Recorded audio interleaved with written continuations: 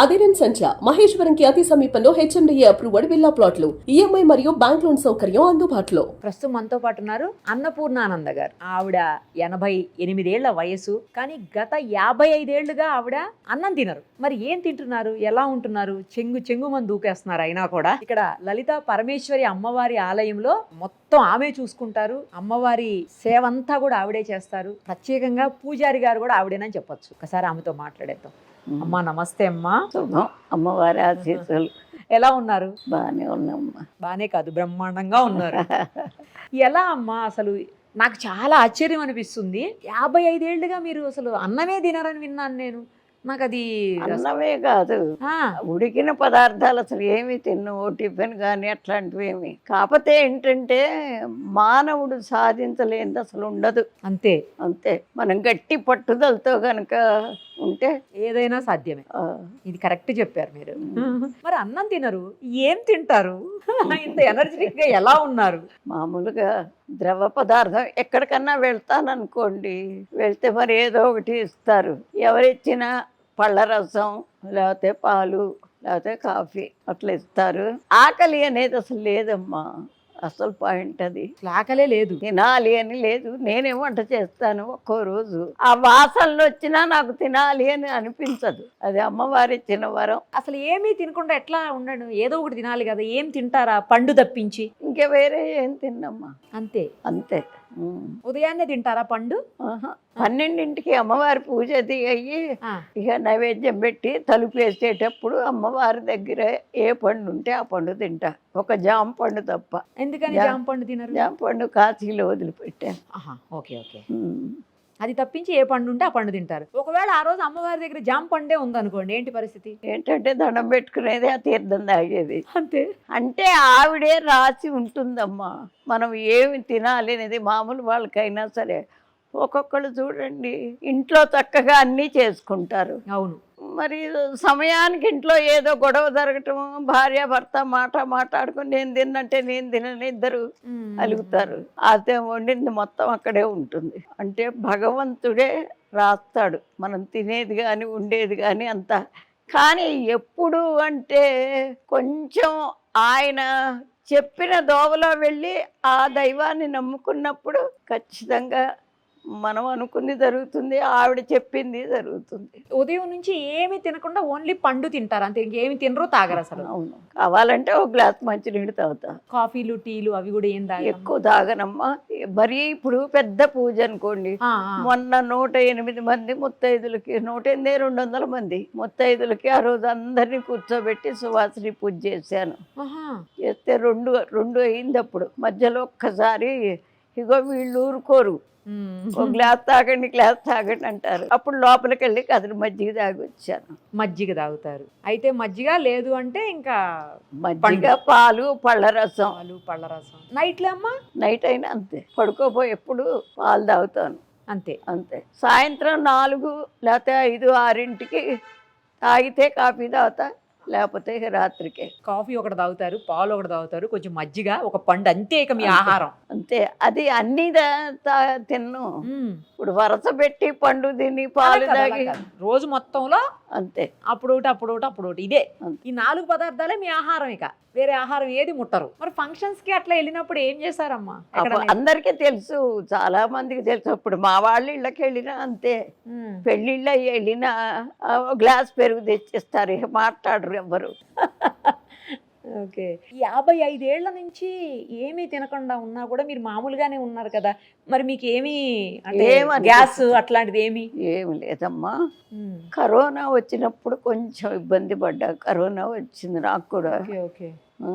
3 రోజులే మంచం మీద ఉన్నా కానీ ఆ సమయంలో మా కొడుకు కోడలకు కూడా వచ్చింది. వాళ్ళు అక్కడ, నేను ఇక్కడ. మరి ఆ టైంలో ఎవరు రారు కదా, దగ్గరకు కూడా రారు కదా. అయినా కానీ భక్తురాలే వచ్చి ప్రత్యేకంగా తలుపు కొట్టి, అమ్మగారు ఇదిగో కాఫీ తెచ్చా తాగండి అక్కడ అని అక్కడ పెట్టి 3 రోజులు ఆవిడ చూసింది పాప. అప్పుడు కూడా అవే ఇక కాఫీయే? అప్పుడు అంతే. ఆకలి అయ్యిదా మీకు? ఆకలి అయ్యిదమ్మా. ఆకలి వేస్తే అసలు ఎవరు ఉండలేం కదా. అవును. అది ఎట్లా అలవాటు అయిందంటే నా 33వ ఏట అంతకు ముందే మేము ఎప్పుడు ఈ పూజలు ఇళ్లలో చేసుకునేవాళ్ళం. బ్రాహ్మలు అంటే ఇంట్లో ఖచ్చితంగా ఏదో ఒక పూజ చేసుకుంటారు. ఆ పూజకి అలవాటు అయితే అది ఏ 2, 3 అయితే ఇంక ఇప్పుడేం తింటాం లేని వదిలిపెట్టాం. మంత్లీ వచ్చినప్పుడు దూరమే కదా అప్పుడు కూడా తినకుండా ఉండటం అట్లా అట్లా అట్లా అలవాటు అయ్యి ఈజీగా అలవాటు అయిపోయింది. కావాలని కాదు, మీరు అనుకోకుండా అట్లా అయిపోయింది. తర్వాత నేను సర్వోదయ కేంద్రం అని వినోబా భావే గారు స్థాపించారు. దాంట్లో చదువుకునేదాన్ని హిందీ. అయితే ప్రతి సంవత్సరం ఆల్ ఇండియా మహిళా సమ్మేళనం ఒక్కో స్టేట్లో పెట్టేవాళ్ళు. దానికి మా మాస్టర్ గారు ఒక 50 మందిని జమ చేసి నన్నే ఇచ్చి పంపించేవాళ్ళు. ఇంకెవరు వచ్చేవాళ్ళు కాదు. బయటకు వెళితే అసలు తినేదాన్ని కాదు. అట్లా మరీ అలవాటైపోయింది. ఎక్కడికి పోయినా అన్ని పాలు తాగటం, లేకపోతే ఏదైనా గ్లాసు రసం తాగటం, అట్లాగే అలవాటైపోయింది. అందుకే సగం మానుకుంది కూడా. ఆహారమే మానవుడికి అసలు సగం అడ్డంకి. ఇప్పుడు దానికోసమేగా అంతా తిన్నా తినకపోయినా దానికోసమే చెడ్డ పనులు చేయని మంచి పనులు చేయని కష్టపడి దానికోసమే. అది లేకపోతే ఇన్ని ఉండవు కదా అని. కానీ మరి మీకు నీరసంగా అనిపించడం కానీ ఏదైనా అనిపించదు, ఆరోగ్యపరంగా ఇబ్బందులు కానీ తినకపోవడం వల్ల ఏం లేదు. ఎప్పుడన్నా పడిసం పడుతుంది, ఆ 2 రోజులు 3 రోజుల్లో గమ్మున పడుకుంటా అంతే. జలుబు చేసినప్పుడు ఇంకా దానికి మందులు బాకులే ఉండవు. అసలు దేనికి మెడిసిన్ వేసుకోరమ్మా? ఏది లేదు, వేసుకోరు. మన వెనక పెద్దవాళ్ళు చిట్కాలు ఉండేవి కదా, అవి వాడుకునేది కథ ఏంటి, మన ఆవిరి పట్టడం. పసిపేసి ఆవిరి పెడితే రోజు 2 సార్లు పెడితే అదే పోతోంది కూడా. నేను వచ్చిన వాళ్ళకి కూడా అదే చెప్తా. ఎవరో ఒకళ్ళు ఏదో ఒకటి అడుగుతారు. గృహ వైద్యం లాగా చేస్తూ ఉంటాను. ఈ రోజు ఏం తిన్నారు? పొద్దున కాఫీ తాగా. ఇప్పుడే మీరు వచ్చే ముందు కాఫీ తాగా అంతే. ఇక ఈ రోజు అసలు పండు కూడా ఏం లేదా? ఏం లేదు. ఎందుకు అమ్మవారి దగ్గరికి ఏం రాలేదా ఈ రోజు? జామ పళ్ళు ఉన్నాయి. జామ పళ్ళు ఉన్నాయా? అంటే అమ్మవారు ఈ రోజు మిమ్మల్ని తినబెట్టద్దు అనుకున్నారు. అదే కావాలను. మరి సార్కి పెడతారా? సార్కి కూడా పెట్టరా ఏమి మీ వారికి? ఎందుకు వాళ్ళకి అసలు వంట కూడా చేసి పెట్టేదాన్ని కదా ఇక్కడ రాకముందు. పెద్ద పెద్ద కార్యక్రమాలు ఇంట్లో మటుకు మేమే చేసుకునేవాళ్ళం. మా మామగారు అంటే తాతగారు. ఆయన మేనమామని చేసుకున్నారా మీరు? ఓకే. మడిదడి ఉండేది వెనక, అదే అలవాటు ఆ మడితోనే. దానివల్ల ఆ మడి అనగానే కొన్ని ఇవి ఉంటాయి, దానికి ప్రత్యేకమైన రూల్స్ ఉంటాయి. అది బ్రాహ్మణులకు ఒక్కళ్ళకి ఆ రోజుల్లో, ఇప్పుడు కాదమ్మా. అదే ఆ రోజుల్లో. ఇప్పుడు ఏం లేవు కదా అలా. ఇప్పుడు అసలు ఎక్కడన్నా కొంతమంది. అది కాకుండా అసలు బ్రాహ్మలే సగం చెడిపోయినారండి. చెడిపోవటానే సమాజానికి ఇంత దరిద్రం ఉన్నమాట చెప్తున్నాను. మహారాజులు ఒక్కొక్క రాజుగారికి 10 మంది భార్యలు ఉండేవాళ్ళు. ఆయన ఎప్పుడు కావాలంటే అప్పుడు వెళ్ళిపోయేవాడు ఒక భార్య దగ్గరికి. వెళ్ళేవాడా కాదు. రేపు చక్రవర్తి లాంటి కొడుకు కావాలి కాబట్టి పంతులు గారిని పిలిచి లగ్నం పెట్టించి ఎప్పుడు వెళ్ళినా ఆ టైంకి వెళ్ళేవాడు. అందువల్లే మంచి మంచి చక్రవర్తులంతా పుట్టారు. ఇప్పుడు అది చాలా పర్సనల్ విషయం. అయినా పంతుల్ని పిలిచి ఇచ్చేసారంటే అంత నమ్మకం ఉండేది. వీళ్ళు కూడా అంత జాగ్రత్తగా ఉండేవాళ్ళు. అట్లాంటిది ఇప్పుడు నెమ్మదిగా కిందికి దిగిపోయింది. మీ వారి వయసు ఎంత ఉంటుంది? మీకు 88. 94. మీకంటే 6 ఏళ్ళు పెద్దవారు. అదేలే 5 ఏళ్ళు నిండు. ఇప్పటికీ ఆయన పని ఆయనే చేసేసుకుంటారు. ఆయన గీతా పారాయణ చేస్తారు. ఆయన ఎంత సింపుల్ అంటే ప్రొద్దునే లేవటం ఆలస్యం. మళ్ళా మనవాళ్ళు చదువుకుంటున్నారు కదా, కోడలు గడ్డు రాకుండా మెదలకుండా కళ్ళు మూసుకుని కూర్చొని మనవాళ్ళకి వాళ్ళ బాక్సులు పెట్టి పంపించిన తర్వాత ఆయన అప్పుడు స్నానం చేసి ఆ గీత చదువుకుని 10:30 ఆ ప్రాంతాల్లో టిఫిన్ తిని పేపర్ చదువుకుని, ఆయన ఫ్రీడమ్ ఫైటర్ అండి. పేపర్ చదువుకుని అప్పుడు 1 గంటకి భోజనం అయ్యి ఆ పడుకోవటం. సాయంత్రం అక్కడే అపార్ట్మెంట్లోనే ఉంటుందిగా కత్సౌట్, వాకింగ్ చేయటం. సాయంత్రం కాసేపు వార్తలు చూడటం వాళ్ళకి చాలా ముఖ్యం. ఫ్రీడమ్ ఫైటర్స్ కదా. ఇక రాత్రికి మళ్ళీ ఏం లేదు, టిఫిన్ తింటాం, పడుకోవటం. ఏ ఊరమ్మ మీది అసలు? నేటు మాది తెనాల దగ్గరే ఎడ్లపల్లి. నాన్నగారిదేమో ఒలివేరు, అమ్మగారిది ఎడ్లపల్లి. వాళ్ళు కూడా మేనత్త మేనమామ బిడ్డలే. ఓ మీరు ఎంతమంది మొత్తం? మేము 11 మందివి. 11 మంది. 7 ఆడపిల్లలు, 4 మా పిల్లలు. మీరు ఎన్నో వాళ్ళు? నేను 2వ దాన్ని. మీ అక్క వాళ్ళు చెల్లెలు వాళ్ళందరూ ఎక్కడ ఉంటారు? నా తర్వాత చెల్లెలును పెద్ద ఆవిడ అక్కడ నరసీపట్నంలో. వైజాగ్. 4 ఆవిడ నీరేడ్మెట్ట. ఆవిడకి 2 ఆడపిల్లలు. ఆయన ఎయిర్ ఫోర్స్లో చేసి రిటైర్ అయినారు. 5వ ఆవిడ మన నాగారం. ఆయనేమో డాక్టరు. మరిది కొడుకు, 2 కూతుళ్ళు, ఒక కూతురు ఒక కొడుకు డాక్టర్లు, ఒక కూతురు మామూలుగానే వాళ్ళకి పిల్లలు. వాళ్ళు ఒక కూతురేమో ఎక్కడంటే ఏసరావు నగర్లో, ఒక కూతురేమో నాగారంలో, కొడుకు అక్కడే. తర్వాత ఆవిడకి ఒక కొడుకు ఒక కూతురు. వాడు మొన్నటి దాకా ఫారెన్లో ఉండి ఇక్కడికి వచ్చేసారు. ఆయన చాలా పెద్ద పోస్ట్లో ఉండి ఆయన వెళ్ళిపోయినారు. వాళ్ళేమో అక్కడెక్కడో ఈ మణికొండ వైపు ఏదో మరి నాకు కొత్తగా చేరారు. ఒక 5-6 నెలలు అయింది అక్కడ ఉంటారు. తర్వాత 7వ ఆవిడ నాలాగానే ఆంజనేయ స్వామిని కొలుస్తుంది ఒక గుళ్ళో. చాలా బాగా పాడుతుంది. అసలు ఎంత బాగా అంటే బాబా గారి భజనలు చేస్తే, అంటే బురిపాలెంలో కృష్ణ ఉండేవాడే. ఆ బురిపాలెంలో ఒక ఇంగ్లీష్ మీడియం స్కూల్ పెట్టాను నేను. దాంట్లో ఆవిడ ఆయన 2 ఉండేవాళ్ళు. అక్కడ వారం వారం భజన చేస్తుంటే షిరిడీ నుంచి వచ్చి రికార్డులు చేసుకుని వెళ్ళి ఇప్పటికి కూడా పెడతారు అక్కడ షిరిడీలో. అంత బాగా పాడుతుంది ఆవిడ. ఏ మగ పిల్లల్లో పెద్ద ఆయన అప్పటి రోజుల్లో ఎఫ్ఏ, ఇంటర్మీడియట్ గాను కాదు, ఎఫ్ఏ అనేవాళ్ళు. ఎఫ్ఏ ఇంటర్మీడియట్ లాగా. ఆయన 14 భాషలు వచ్చు. నరసారెడ్డి అని ఒక ఆయన ఉండేవారు, ఎమ్మెల్యే. ఆయన కింద పర్సనల్ సెక్రటరీగా చేశాడు. తర్వాత ఆయన్ని నక్సలైట్లు ఎత్తుకుపోయినారు, మా అన్నయ్యని. ఎందుకంటే వైద్యం వచ్చు, ఈ ఆకులు గీకులు నలిచి ఇవ్వటం అది వచ్చు, కవితలు వచ్చు, బాగా పాటలు పాడేవారు. ఆయన కింద ఆయనకి స్క్రిప్ట్ అంతా రాసి ఇచ్చేవాడు ఆ మంత్రి గారికి, ఎమ్మెల్యేకి. అందువల్ల వారిపోయినారు. వాడు పంపించలే ఎన్ని సంవత్సరాలు. ఎక్కడున్నారో మాకు తెలియదు. ఇక్కడ ఉండంగానే 3 పిల్లలు, ఒక మగ పిల్లాడు, 2 ఆడపిల్లలు. అయితే తర్వాత ఇంకొక సంవత్సరానికి ఆయన చనిపోతాడనగా పంపించారు. అప్పటికి క్యాన్సర్ అటాక్ అయింది.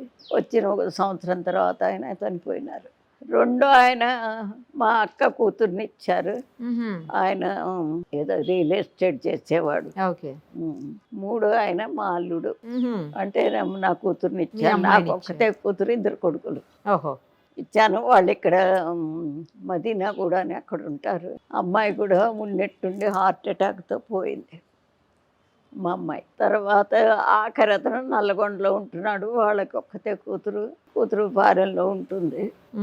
ఇది మా అమ్మకన్న సంతానం. అందరం కలిపితే 64 మంది ఉంటారు. అదే అడగబోతున్నా, కుటుంబం మొత్తం ఎంతమంది ఉంటారమ్మా అని. 64 మంది. ఫంక్షన్ వస్తే వాళ్ళే సరిపోతారు. మేమే చాలు. మొన్న అడగండి, ఆవిడ చూసారుగా. మొన్న ఇక్కడ సువాసిని పూజకి రమ్మని చెప్పాను అందరినీ. వచ్చారు, అందరు వచ్చారు. అయితే మా అదృష్టం ఏమిటంటే ఇంత మటుకు ఒక మాట గాని, చిన్న ఇది గాని, స్పర్ధలు గాని రాలా. అసలు ఇంత మటుకు అందరం చాలా ఇదిగా ఉంటాం. అసలు ఈ రోజుల్లో కూడా సొంత వాళ్ళు ఇంత బాగా ఒకరితో ఒకరు కలిసి ఉండటం అనేది చాలా తక్కువగా, అరుదుగా చూస్తున్నాం అమ్మా. ఉండట్లేదు ఇప్పుడు, ఇవాళ రేపు సరిగా ఉండట్లేదు. మేమే కాదు, మా పిల్లలు కూడా అసలు ఇప్పటికీ అంత ఇదిగా ఉంటారు. గ్రేట్ అసలు. అమ్మవారికి మామూలుగా మగ పూజారులు ఉంటారు, చేస్తారు కదా. ఆడవాళ్ళు చాలా అరుదుగా చూస్తాం మనం. అదే ప్రత్యేకం అంటే. ఎందుకు అంటే నేను ఇప్పటికీ లలితా సహస్రనామం మొదలుపెట్టి ఎన్నేళ్ళన్నా కానీ 150 కోట్లు చేశాను. అయితే మా బాబుకి ఒంట్లో బాగుండకపోతే ఆవిడకప్పుడు నేను ఒట్టు పెట్టానేమో అని, ఆ పిల్లవాడికి బాగుండి నలుగురిలో తిరిగేటట్టయితే నా ఆఖరి సమయంలో మీకు గుడి కట్టించి నీ సేవలో నా జీవితం వదులుకుంటానని అనుకున్నా. అలా కట్టించారా ఈ గుడి? అట్లా అందుకని కట్టించాను. అట్లాగే పిల్లవాడు అసలు ఎక్కడా ఇది కాలేదమ్మా. ఇది చెప్తే నమ్మరు. దాదాపు ఒక 20-25 మంది డాక్టర్లు, పెద్ద పెద్ద సర్జన్లు చూశారు. ప్రతి వాళ్ళు అంటాం లివర్ ఎల్లార్జ్ అయిపోయి గట్టిపడిపోయింది, సిరోసిస్ ఆఫ్ లివర్. అప్పుడు ఆ రోజుల్లో మందులు ఏవో ఆలి 52 ఒకటి ఇటువే. అయితే చివరికి రాయవేలూరు వెళ్ళాను. అది కూడా ఈవిడ చెప్పబట్టే. ఒక ఆవిడకి ఒంటి మీదకి వచ్చి చెప్పింది. చెప్తే తీసుకుని వెళితే అది సిరోసిస్ ఆఫ్ లివరు అంటే హార్ట్ నుంచి లివర్కి వెళ్ళే వెయిన్లు మూసుకుపోయినాయి. ఆ బ్లడ్ సర్క్యులేషన్ లేదు. వాళ్ళు ఆపరేషన్ చేశారు. ఎన్నాళ్ళు అనుకున్నారు? 12 ఏళ్ళు పడ్డాం. అమ్మో, 12 సంవత్సరాలు. ఎంతకన్నా ప్రేమ ఉన్నా మన స్తోమతకి మించి అయిపోయింది. డబ్బుకి కానీ ఆరోగ్యానికి కానీ చేసే శక్తికి కానీ ఇక విసిగిపోయినాం. చివరికి అమ్మవారే అప్పుడే గట్టిగా చెప్పా, పిల్లవాడిని కనుక నువ్వు నలుగురిలో తిరిగేట్టు చేస్తే నా ఆఖరి జీవితం నీ గుడి కట్టించి నీ సేవలో గడుపుతానని. అనుకోకుండా అది అట్లా జరిగింది. జరిగితే అక్కడ ఆపరేషన్ అయిపోయింది. బయటికి వచ్చిన తర్వాత వాడు 12 ఏళ్ల వయసులో ఆ జబ్బు మొదలు 8th 9th చదివేది. 7th వచ్చిన తర్వాత ఆంధ్ర మెట్రిక్ రాశాడు ప్రైవేట్గా. ఆ యూనివర్సిటీ 2nd వచ్చాడండి. తర్వాత కాలేజ్ చేర్పించాను. చేర్పిస్తే ఇంటర్మీడియట్ తర్వాత బిఎస్సి చదివాడు. ప్రైవేటుగా ఎంసెట్ రాశాడు. 74 ర్యాంకు తెచ్చుకొని గవర్నమెంట్ చదివించింది. 74 ర్యాంక్ అంటే చాలా మంచి ర్యాంక్. తన ఆర్కిటెక్చర్ అయినాడు. అయిన తర్వాత ఆపరేషన్ చేసిన తర్వాత 8 ఏళ్ళే వాళ్ళు టైం ఇచ్చారు. ఇంతకన్నా కష్టం అని. అప్పటికి ఇన్ని మందులు, ఇంత టెక్నాలజీ లేదండి. ఎప్పుడు ఎక్కడో 85లో దాదాపు 40 ఏళ్ళు. అయితే బాగా ఆ పాట చదువుకున్నాడు, జాబ్ వచ్చింది, పెళ్ళయింది. 30 ఏళ్ళు బతికాడండి. వాళ్ళు 8 ఏళ్ళే చెప్పిన గ్యారంటీ 30 ఏళ్ళు బతికాడు. 2 ఆడపిల్లలు. తర్వాత వెళ్ళిపోయినాడు ఆయన కూడా. సో అలా అమ్మవారి సేవలోకి వచ్చి మీరు పూజారి అయ్యారు. అంతే. మరి టెంపుల్స్లో చాలా పెద్ద పెద్ద మంత్రాలు, చాలా పూజలు అవన్నీ ఉంటాయి కదమ్మా, అవన్నీ చేస్తారా? అన్నీ చేస్తాను. చేయగలుగుతారు ఇప్పుడు కూడా ఈ వయసులో? అంటే ఇప్పుడు గొంతు పొంగురు వచ్చింది. అప్పటి నుంచి 1 సంవత్సరం నుంచి పెద్ద పూజలు అయితే ఎవరినన్నా పంతుల్ని పిలవటం, లేకపోతే నిత్యకృత్యం అంతా నేనే చేసేస్తాను. మరి అమ్మవారికి నైవేద్యం పెడతాను. మీరే తీస్తారా? అందుకే చెప్తుంటేనే మానవుడు సాధించలేనిది అసలు లేదు. పట్టుదల ఉండాలి, ధైర్యం ఉండాలి. అది ఎట్లా జరిగినా ఎదుర్కొనే ధైర్యం ఉండాలి, పట్టుదల ఉండాలి ముందు. కరెక్ట్. అవి 2 ఉంటే ఏదైనా సాధిస్తారు. ఇప్పుడు పాత రోజులకి ఇప్పటికి చాలా తేడాలు వచ్చినాయి కదమ్మా. అన్ని విషయాల్లో తేడాలు వచ్చినాయి. అన్ని విషయాల్లో అంటే మనకి దాదాపు ఒక 2020 నుంచే మరీ తేడా అండి. అంతేనా? అంతే. అంతకుముందు అంత లేదు. 2020 నుంచి అంటే దాదాపు ఒక 4-5 తప్పితే 6-7 ఏళ్ళు, అంతకన్నా లేదండి. ఎందుకు వచ్చింది అట్లా అంటే ప్రతివాడు డబ్బుకి ఇదైపోయినాడు. ఆ డబ్బు కోసం ఫారిన్ వెళ్ళటం, అవన్నీ చూసి ఆ వేషాలన్నీ ఇక్కడ వేసుకోవటం.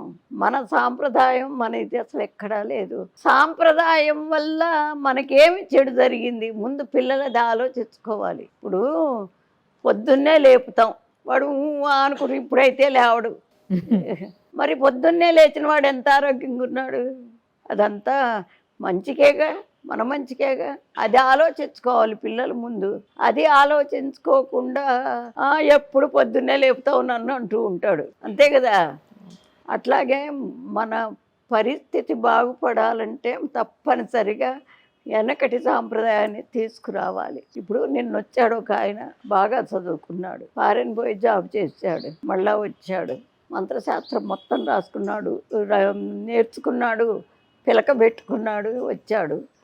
వస్తే మరి ఆయనకి ఏం గౌరవం తక్కువ, డబ్బు తక్కువ, లేకపోతే ఆయన చూసి ఎగతాళి చేస్తారా?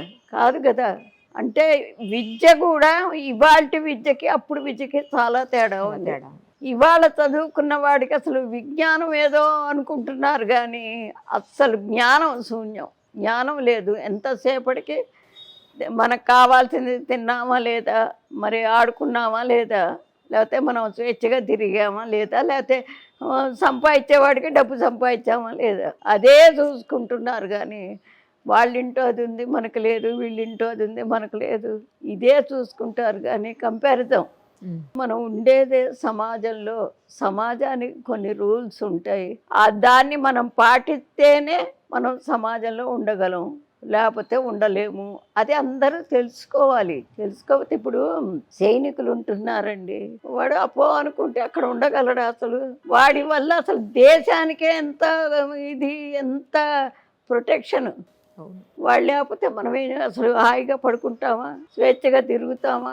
మరి అది కూడా ఆలోచించట్ల పిల్లలు. ఇంగ్లీష్ కూడా బాగా మాట్లాడుతున్నారు. కంపారిజన్, ప్రొటెక్షన్, ఇందాక లివర్ సిరోసిస్, టెక్నికల్ వర్డ్స్ కూడా చెప్తున్నారు. ఏం చదువుకున్నారు మామగారు? నేను డబుల్ ఎంఏ చేశానండి. డబుల్ ఎంఏనా? అమ్మో, డబుల్ ఎంఏ చేశాను. ఏ వయసులో పెళ్ళి అయింది మీకు? 13వ ఏట. మరి తర్వాత చదువుకున్నారా? నాకు అదే డౌట్ వచ్చింది. తర్వాత అప్పట్లో తొందరగా పెళ్లిళ్ళు చేసేవాళ్ళు కదా. అవును. మరి అసలు ఎలా చదువుకున్నారు డబుల్ ఎంఏ? అదే మరి నాకు మొదటి నుంచి కూడా చదువు అంటే ఇష్టం. చదువు అంటే చాలా ఇష్టం. ఎంఏ ఏంటి స్పెషలైజేషన్? హిందీ తీసుకున్నాను నేను. హిందీ. ఇంకో ఎంఏలో మామూలుగా అప్పుడు ఏంటంటే ఇట్లా చదువుకోకర్లా, సబ్జెక్టులు పూర్తి చేసుకోవటమే. ఓహో, అది అంటే ఇంట్లో ఉండి చదువుకోవటం కదా. ఓకే. చిత్రం ఏమిటి అంటే ఇది చెప్తే మీరు ఇంకా ఆశ్చర్యపోతారు. నేను చదువుకున్నట్టు మా వారికి అసలు తెలియనే తెలియదు. అదేలా? అదే మరి అందుకే పట్టుదల ఉండాలి అంటాం. మీ వారి ఇంట్లో ఉండే అంటే ఏం చేసేవాళ్ళు ఆయన కమిషన్ వ్యాపారం, వెజిటబుల్స్. ఆయన బయటికి వెళ్ళినప్పుడు చదువుకునేవాళ్ళు కామ్గా. పొద్దున్నే వెళ్ళిపోయేవారు 5ంటికో 4ంటికో, మధ్యాహ్నం 2ంటికి వచ్చేవారు. ఇక పిల్లలేమో బడికి వెళ్ళేవారు. వాళ్ళు వెళ్ళగానే మీరు బుక్స్ తీసేవాళ్ళు. మరి ఎప్పుడు చెప్పారు నేను ఎంఏ చేశాను? నేను ప్రచార ట్రైనింగ్ వెళ్ళటానికి, మరి ట్రైనింగ్ అంటే అక్కడే ఉండి చదువుకోవాలి. వెళ్ళి వస్తూ అనుకోండి ఖచ్చితంగా వెళ్ళాలి. అప్పుడు అడిగాను ఇట్ట సంగతి, నేను ట్రైనింగ్కి వెళ్తానని. ఒప్పుకోలే, ట్రైనింగ్కి వెళ్ళాల. ఒప్పుకోకపోతే అప్పుడు ఎంఏ చదివా, హిందీది ఎంఏ. ఓకే, ఇదైతే ఇంట్లోనే కదా అని చదివారు. అది గ్రేట్ అమ్మా, అసలు మీరు మామూలుగా కాదు, చాలా గ్రేట్. అదే కాదమ్మా, ఏది కావాలి అనుకుంటే అదే చదివేసేదాన్ని. అది వస్తే గాని ఊరుకునేదాన్ని కాదు. సంగీతం నేర్చుకున్నాను, వీణ, వైలెను, టైలరింగ్, యోగా, సంస్కృత్. టైం అసలు వృధా చేయటం నాకు అసలు ఇష్టం లేదు. అప్పుడు కాదు, ఇప్పుడు కూడా. మల్టీ టాలెంటెడ్ మామగారు. టైం వేస్ట్ చేయొద్దు. చాలా మంచి మాట చెప్పారు మీరు. అస్సలు టైం వేస్ట్ చెయ్యకూడదు. చాలా మంచి మాట. చెయ్యకపోబట్టేగా నేను కావాలి అనుకున్నవన్నీ అమర్చుకున్నా. అంతే కదా. ఎప్పుడు అనుకునేదాన్ని. నేను జేఎంజే కాలేజీలో లెక్చరర్ గా చేసా తెనాల్లో. చేస్తూనే విడిగా మళ్ళీ ఇంగ్లీష్ మీడియం స్కూల్ పెట్టాను, చిన్నది. ఆ రోజుల్లో ఆడవాళ్ళు డైరెక్ట్ గా 72 అంటే ఎన్నేళ్ళో చూడండి. అదే కదా. అప్పుడు ఆడవాళ్ళు అట్లా బయటకు వచ్చి అట్లా చేయటం లేదు. అందరూ ఇప్పుడు ఎప్పుడైనా కూడా ఏం చేసినా ముందు ఆడవాళ్ళని బయటికి లాగేదాన్ని. స్త్రీ పక్షపాతి మీరు. మగవాళ్ళకెట్టు అన్ని అవకాశాలు ఉంటాయి కదా, కరెక్ట్. ఆడవాళ్ళకే లేవు. ఇప్పుడు ఇక్కడికి వచ్చిన ఇన్ని చేసిన ప్రతి ఏడు డిసెంబరు, జనవరిలో టైలరింగ్ క్లాస్ పెట్టేదాన్ని. వాళ్ళకి ఊరికే నేర్పించేదాన్ని. సర్టిఫికెట్ ఇచ్చేవాళ్ళం. సర్టిఫికెట్ అంటే మాది ఒక ట్రస్ట్ పెట్టుకున్నా, దాని తరఫున ఇచ్చేవాళ్ళం. అట్లా చిన్న ఇక్కడ ఎదురుకుండా అన్ని మన కూలీనాలి చేసుకునే వాళ్ళ గుడిసెలు ఉండేవి. వాళ్ళ పిల్లలందరికీ సాయంత్రం ట్యూషన్ చెప్పేదాన్ని ఉచితంగానే.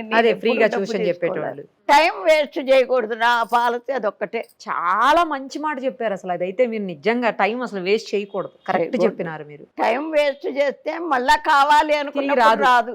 అదే చెప్తాను, ఏదన్నా తిరిగి వస్తుంది కానీ టైం తిరిగి రాదు. అసలు రాదు. అందుకని ముఖ్యంగా సమాజానికి చెప్పేది ఏంటంటే, మనం ఉండేది సమాజంలో, ఆ ఉండే సమాజం చక్కగా ఉండాలి. ఎంతో దాన్ని అభివృద్ధి చేయాల్సిన బాధ్యత మన మీదే ఉంది. ఎవరో వచ్చి చేస్తారు కాదు, మన మీదే ఉంది. ఇప్పుడు ఈ పక్క ఈ రోడ్డు, ఆ రోడ్డు, అక్కడక్కడక్కడ కంతలు అంత గుంటలు పడిపోయింది. ఒక ఏంటి మేస్త్రిని పిలిచి కావాల్సినవి తెప్పించి అవన్నీ పుడిపించేదాన్ని. మీరే? గవర్నమెంట్ లేకపోతే అధికారులు రావాలి చెయ్యాలి కాదు, ఏమీ లేవు. అట్లా ఎవరిది వాడు చేసుకుంటే సమాజం ఎంత బాగుంటుంది.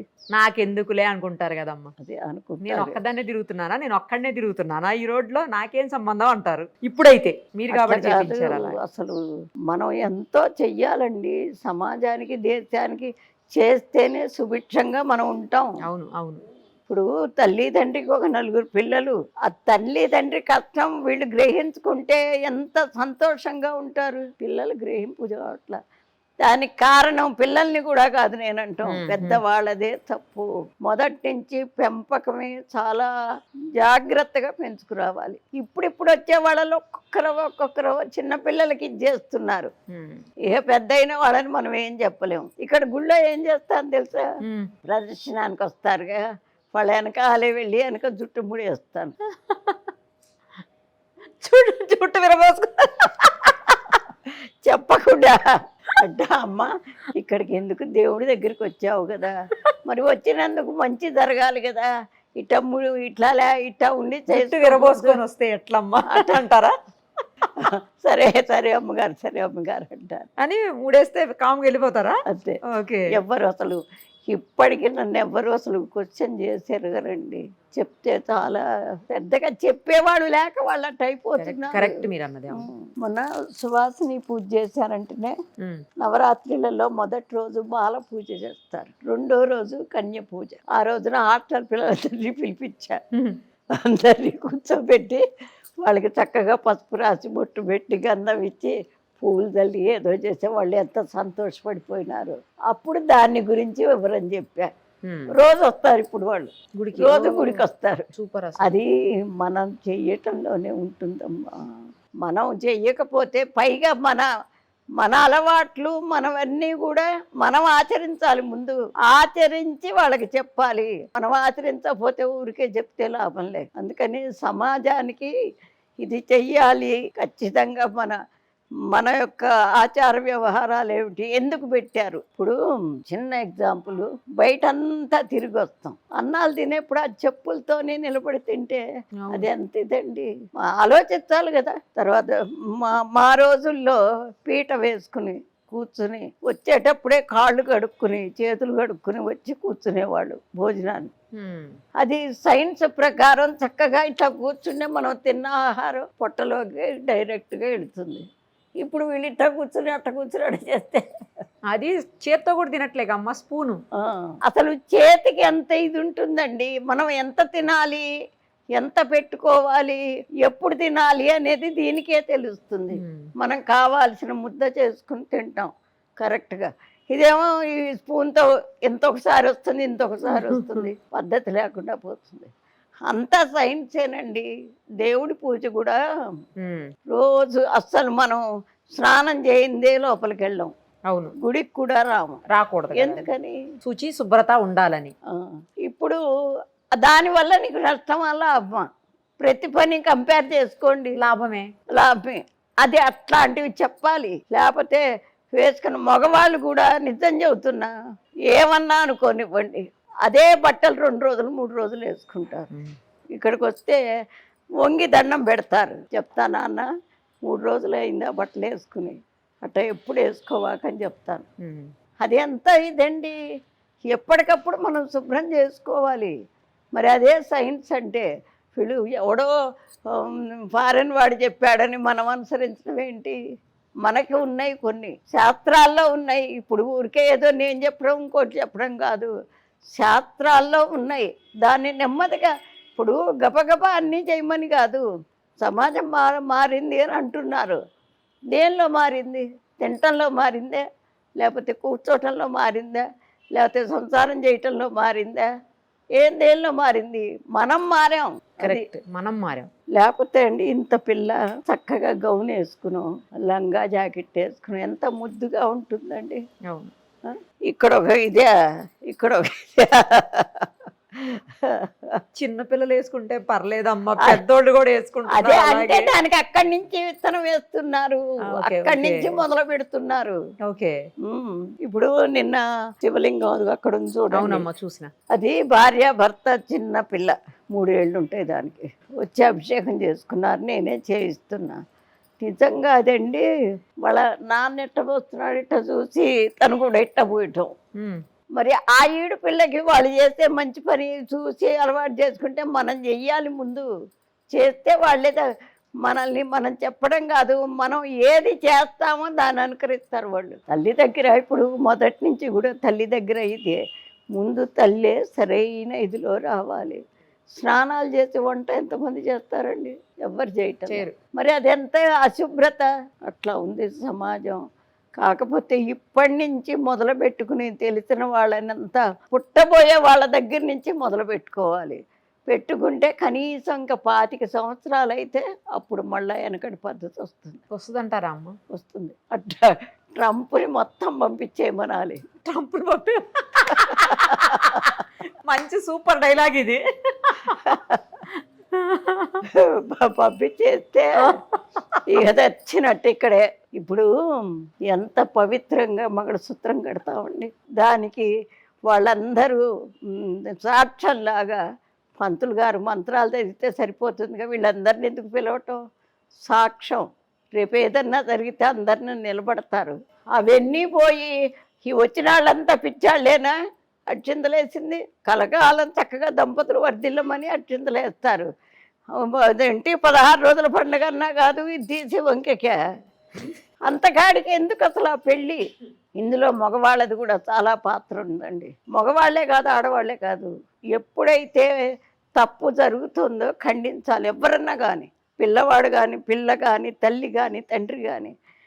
తప్పు, ఆ తప్పు వల్ల మనం ఒక్కలమే తప్పు మనం అనుభవించము, నష్టం సమాజమే అనుభవిస్తుంది. అందుకని సమాజ శ్రేయస్సు కోరితేనే ఏదైనా తప్పైనా ధైర్యంగా చెప్పాలి. ఆ సమాజ శ్రేయస్సు ఎవడికి కావాలి? ఎవడికి అక్కర్లా, ఎవడిల్లు వాడికే. అంతే. ఇట్లాంటి లోపాలు పెద్దవాళ్ళవి కూడా ఉన్నాయి. నేను స్వాతంత్రంలో కూడా తిరిగానమ్మా. మరి అప్పుడు దేశం కోసం ఎంతమంది ప్రాణాలు పోయినాయో. నాకు 4 ఏళ్ళు ఉంటాయి. క్విట్ ఇండియా ఉద్యోగం నాకు తెలుసు. ఓహో. 4 ఏళ్ళప్పుడు మా నాన్నగారు స్వాతంత్ర సమరయోధుడు. మా ఇళ్ళల్లో ఒక 20 మంది ఉన్నారు మా వాళ్ళు.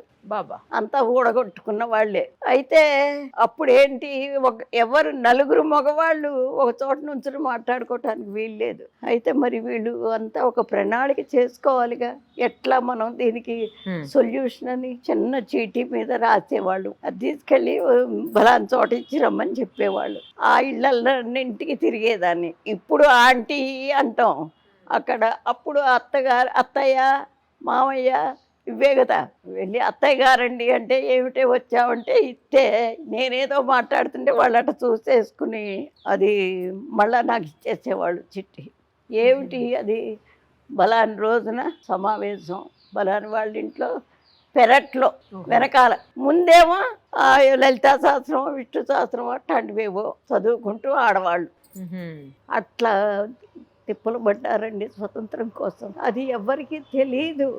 అప్పటి వాళ్ళు కూడా పెద్ద వివరంగా ఏమీ చెప్పరు. ఆయన ముదిగొండ ఆయన ఒక ఆయన చెప్తున్నారు చూడండి, ముదిగొండ శివప్రసాద్ గారు ఎవరు, యూట్యూబ్లో వస్తుంది. ఆయన కూడా అప్పుడు చేసిన వాళ్ళే. ప్రతి ఇంట్లోనూ అమ్మవారి అయ్యవారి ఫోటోల కన్నా లాలా లజపతి రాయ్, బిపిన్ చంద్రపాల్ ఇట్లా దేశ నాయకుల ఫోటోలు ఉండేవి. మా నాన్నగారు కూడా దాంట్లో పాల్గొని ఉన్న ఆస్తి అంతా అమ్మేసుకున్నారు.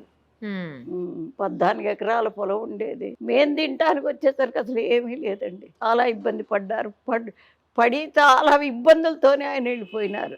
అది తర్వాత అందరూ పెన్షన్ పెట్టుకోమంటే దేశం కోసం మేము చేశాం కానీ మేము పెన్షన్ వస్తుందని చేయలేదని పెట్టుకోలేదుగా. వద్దంటే వద్దన్నారు. మా వారు పెట్టుకున్నారు. అట్లా మరి అంత మంచి స్వతంత్రాన్ని ఇప్పుడు చూడండి.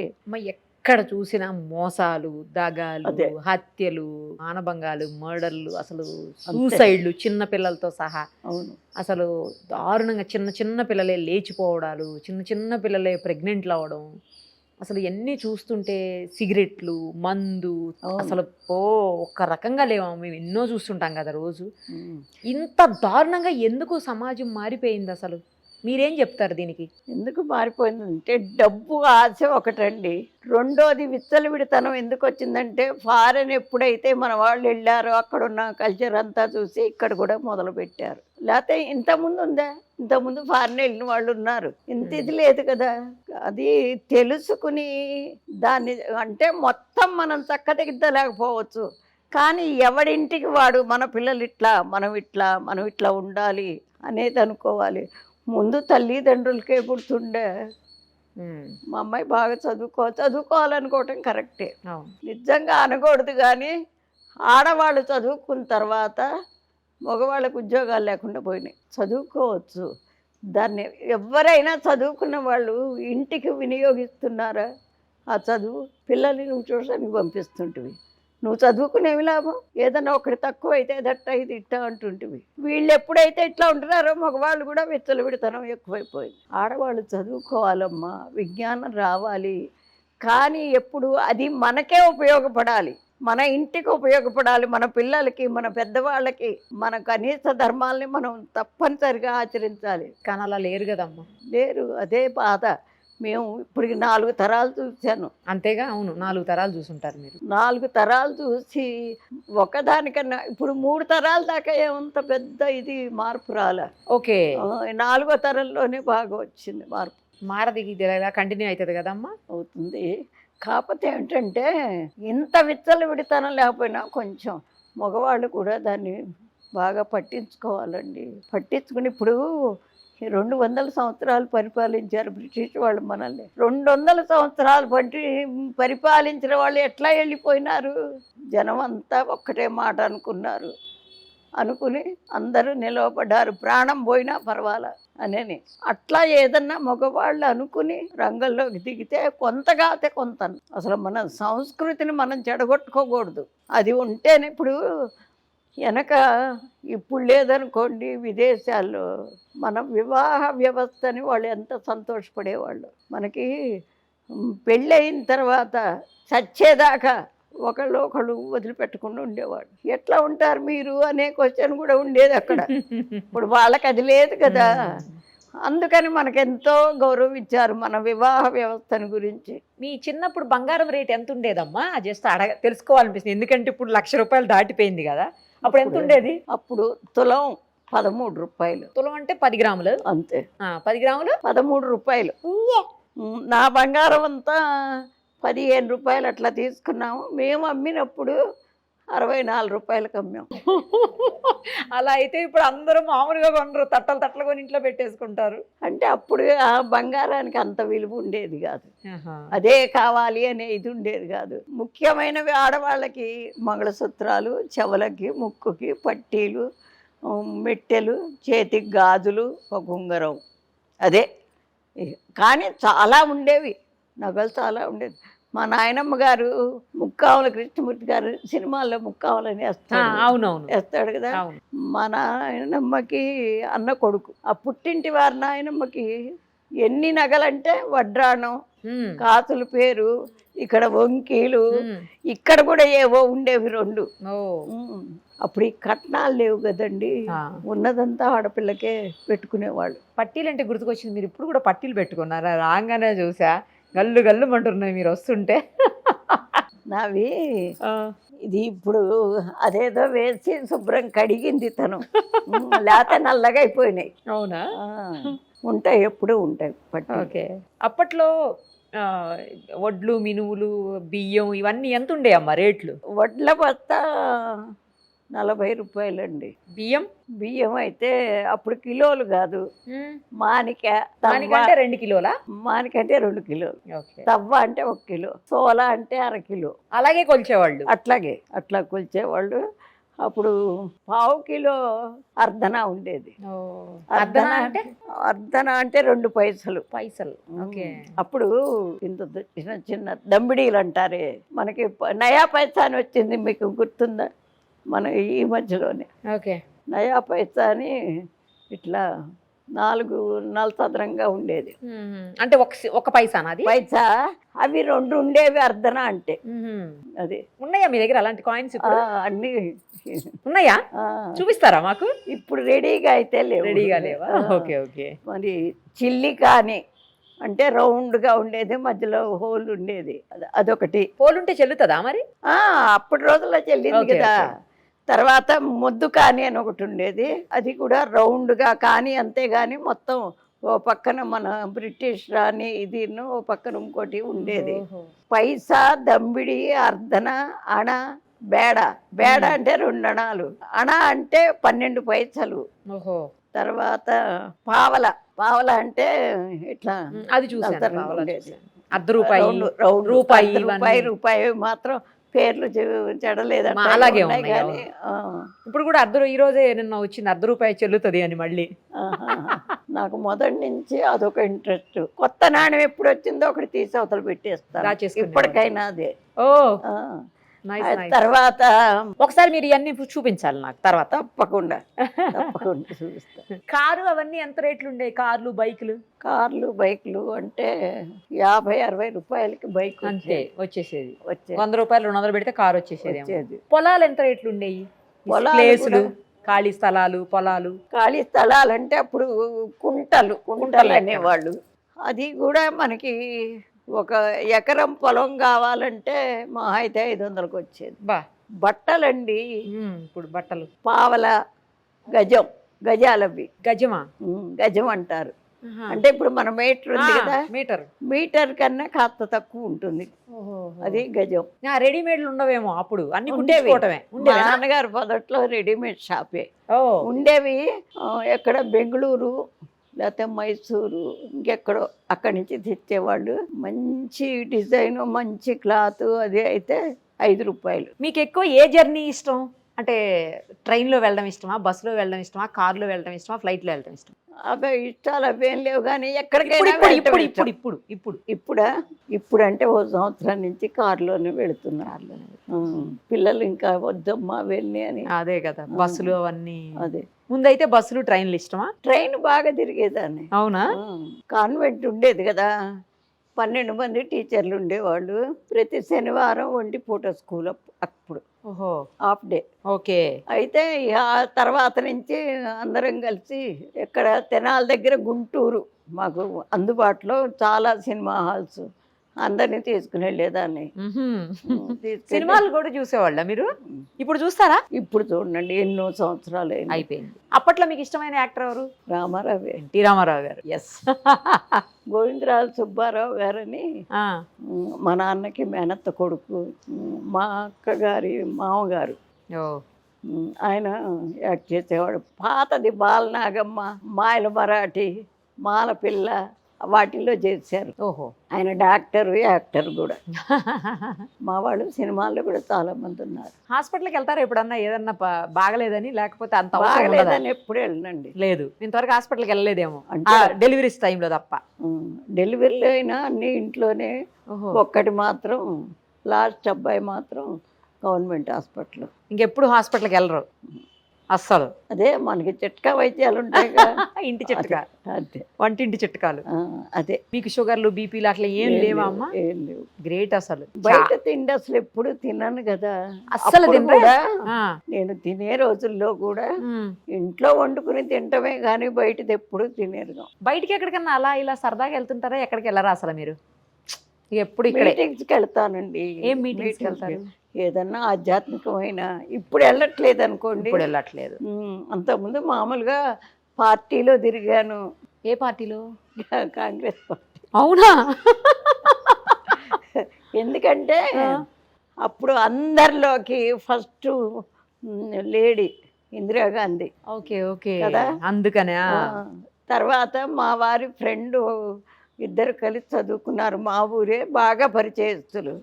ఆవిడ నిలబడ్డది మున్సిపాలిటీలో, అది దానికి వెళ్ళాను. ప్రచారానికి కూడా వెళ్ళాను. జై ఆంధ్ర మూమెంట్ అప్పుడు కూడా ప్రచారానికి వెళ్ళి జైల్లో కూడా పడ్డా. ఉదయం ఏ టైంకి లేస్తారు? వెనకైతే 5ంటికి లేచి వెంటనే వచ్చేసేదాన్ని అమ్మవారి దగ్గరికి. ఇప్పుడు మా అబ్బాయి వస్తున్నాడు కాబట్టి కొంచెం లేచి కాస్త ధ్యానం చేసుకుంటూ కూర్చుంటాను. 6కి వచ్చేసి నైట్ ఎప్పుడు పడుకుంటారు? నైట్ 12 అన్నా అవుతుంది 12. నాకు. అంటే పగలు అసలు ఎవ్వరివి కాల్స్ ఎత్తను, ఎందుకంటే ఫోన్ మాట్లాడతారు అప్పుడప్పుడు? ఆ, అబ్బో ఎన్ని ఫోన్స్ అనుకున్నారు. అవునా? అది అందుకని నైట్ లో మాట్లాడతారా? నైట్ మాట్లాడతా. మధ్యాహ్నం కూడా ఈ భోజనాలు అయిపోయిన తర్వాత. అవును, ఇక్కడ అన్నప్రసాదం ఇస్తారంట కదా? రోజు ఉంటుంది. ఇప్పుడు మీరు వచ్చే ముందు అయిపోయింది అది.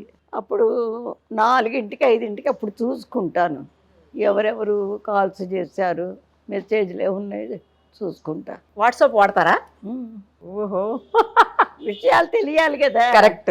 మనం ఇప్పుడు ఒక మాట చెప్పాలి అంటే మనం విషయం తెలుసుకుని ఉండాలి. Correct correct. అవును, నాకు డౌట్ అండి. అన్నపూర్ణమ్మ లేకపోతే అన్నపూర్ణాదేవి లేకపోతే అన్నపూర్ణ ఇలా పెట్టకుండా అన్నపూర్ణానంద అని ఎందుకు పెట్టారు మీకు పేరు? అది మా దీక్షానామం. స్వరూపానంద, పరిపూర్ణానంద, అట్లా దీక్షానామాలు అవి 3 ఉంటాయి. అందులో ఒకటి భారతి ఉంటుంది, ఒకటి సరస్వతి ఉంటుంది, ఒకటి ఆనంద ఉంటుంది. మీ పేరులో? మా పేరు కాదు, మామూలుగా. అసలు నేను సన్యాసం తీసుకున్నానమ్మా.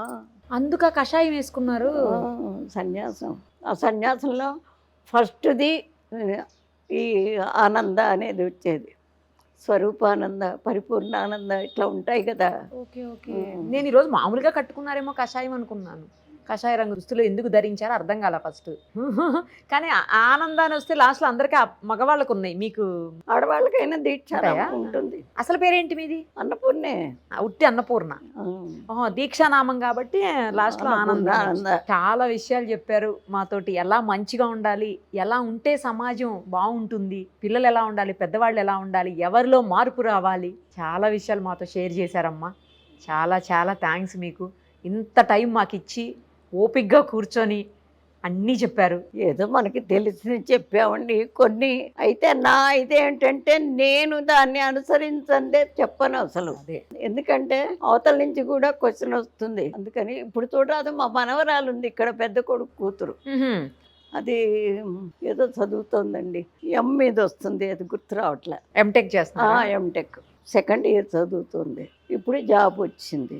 ముందు వచ్చేప్పుడే చెప్పాను, అమ్మలు నువ్వు ఉండేది గుళ్ళో, నానమ్మ దగ్గర కాదు, గుడిలో. ఇది గుడి ఆవరణ. మనం ఎట్లా ప్రవర్తిస్తామో అట్లాగే చెప్తాము. భక్తులు కూడా అప్పుడే వస్తారు. నువ్వు జుట్టు విరేపోసుకోకూడదు, చున్నీ వేసుకోవాలి అంటే సరే నానమ్మ అంది అన్నది. కానీ ఇప్పుడు జాబ్ వచ్చింది తనకి, అంటే క్యాంపస్ సెలెక్షన్ అక్కడ అట్ట ఉండాలి నానమ్మ, ఏం చేసేది అంటుంది. అట్లాగే కొన్ని ఉంటాయండి. ముఖ్యంగా ఏంటంటే ఆడవాళ్ళ కిందే నడుస్తుంది గుడి మొత్తం. కట్టడం కూడా అచ్చగా, ఇక మగవాళ్ళ ప్రసక్తి లేకుండా ఆడవాళ్ళమే నిలవబడి.